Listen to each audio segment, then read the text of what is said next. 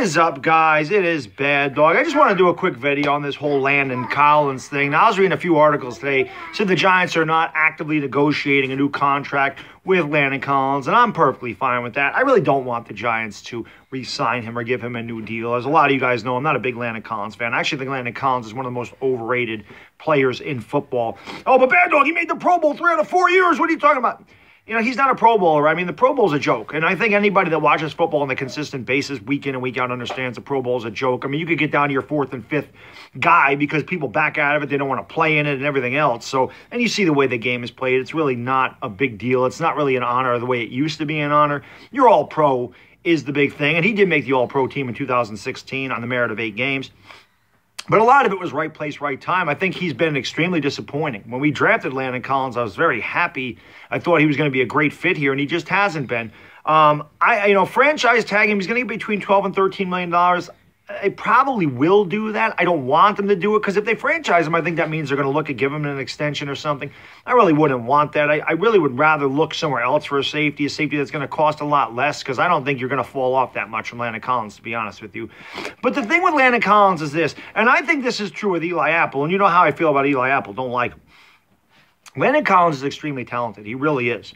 But I think sometimes when you're on a losing team and you're on a losing organization, some players really just mentally can't handle that. And if you look at Eli Apple, while he wasn't a great player for the Saints, he was a lot better for the Saints than he was for the Giants. I think a winning atmosphere can certainly help a player's mental capacity. I think that can definitely help them mentally. I think that can get them more in a game. I think that gives them more effort. And we're human. Sometimes you're gonna let down when you win 8 games in 2 years. Sometimes you're gonna say, I'm gonna take this play off, or what's the point? We've won 3 games all year. I mean, do I really want to go out there and get myself hurt? I can kind of understand that I don't like it because I think that football players should play 100% all the time because that's what they're paid to do. But we're human, and I can understand that creeping in. Like, I'm on this losing team. We've lost 3 out of 4 years, and it just kind of seeps in on some guys. And I bet you if Landon Collins does go to a different team, I bet you he'll be really successful.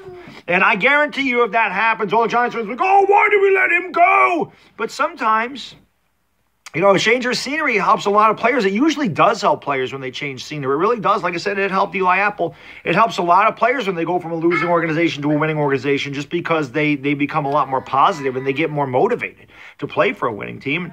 I just think that's kind of what has happened with Landon Collins. Now, if we franchise him when we come out and we win 10 games, maybe he'll play better. I don't know. He's very talented. He's got a world of talent.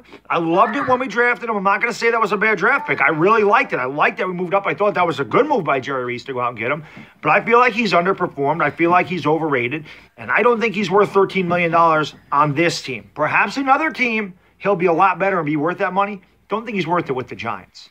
We'll see what happens, but that's it. They're really not actively negotiating anything, which probably tells me that they're not going to extend him at any point, and he'll probably find a home somewhere else.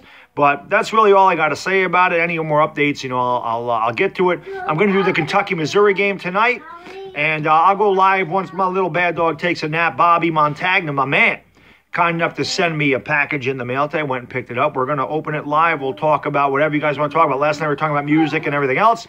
Just for an hour, we'll hang out and do whatever. See you this afternoon. See you tonight. Bad Dog, I'm out. Peace!